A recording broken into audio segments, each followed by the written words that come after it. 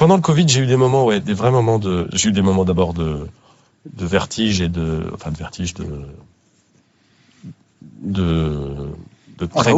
très grande tristesse aussi de décisions que j'étais amené à prendre. Comme quoi, vous dites? Et il y a eu des moments où j'ai eu peur. J'ai dû prendre 2 décisions quand j'étais Premier ministre et qu'il fallait gérer le Covid, dont je savais en les prenant qu'elles étaient presque inhumaines. Ça a été la décision d'abord de limiter la fréquentation, la possibilité de participer à des obsèques. Limiter les obsèques à 10 personnes à l'époque. Ce qui est terrible. Enfin, je suis. C'est le frère ou l'oncle ou le grand-père. C'est absolument abominable. C'est horrible. Et je le savais en le faisant. Et j'ai reçu des courriers parfois très beaux, parfois très durs, m'expliquant que c'était une décision inhumaine.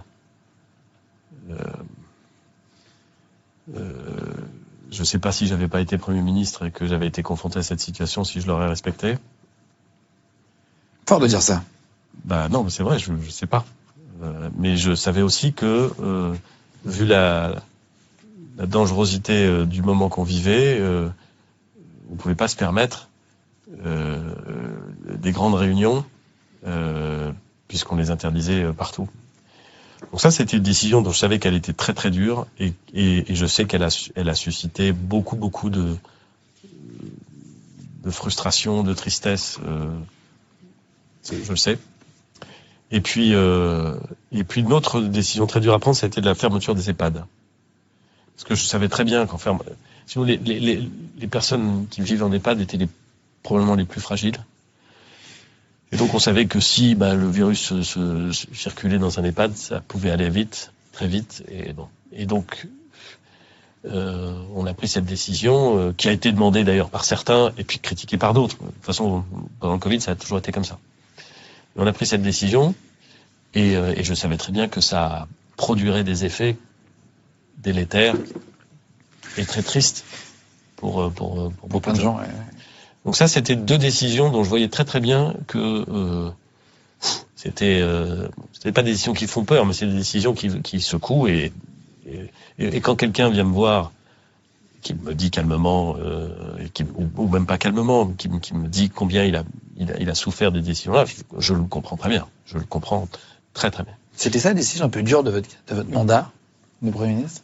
Je pense que ça, c'était des décisions vraiment dures, vraiment dures. Et puis il y a un moment où j'ai eu peur pendant le Covid, c'est quand de toute la stratégie du Covid qu'on a développée, que j'ai essayé d'expliquer aux Français quand je faisais ces conférences de presse, c'était de piloter le confinement et le déconfinement de façon à ce que, compte tenu de la progression des cas, les salles de réanimation en France soient pas saturées. Il fallait éviter la saturation des salles de réanimation. Y compris sur tout le territoire, ce qui expliquait que parfois on prenait des malades et on les emmenait dans d'autres salles de réanimation. Là où il y avait moins de malades. Exactement. Ouais. Et pour ça, il fallait limiter la progression du virus et donc créer de la distance et le confinement servait à ça. Grosso modo, c'était ça la stratégie. C'est d'ailleurs une stratégie qui a été assez comparable à celle qui a été suivie dans d'autres pays. Et un jour, on est venu me voir en me disant que, compte tenu de l'utilisation, les gens qui étaient atteints d'un Covid grave, ils restaient longtemps en réanimation, beaucoup plus longtemps qu'un patient normal. Et il y en avait beaucoup, elles étaient pleines. Et donc en fait, les stocks qu'on avait de réanimation, de médicaments qui permettent d'endormir, en fait, s'épuisaient très très vite. Et il y avait une demande partout dans le monde. Et j'ai vu le moment où on n'allait plus avoir ces médicaments et on n'allait donc plus pouvoir placer en salle de réanimation des gens. Donc sauver des gens. Donc sauver des gens, et on allait devoir trier dans les hôpitaux. Qui on sauve. Qui on sauve. Ça c'est chaud. Hein.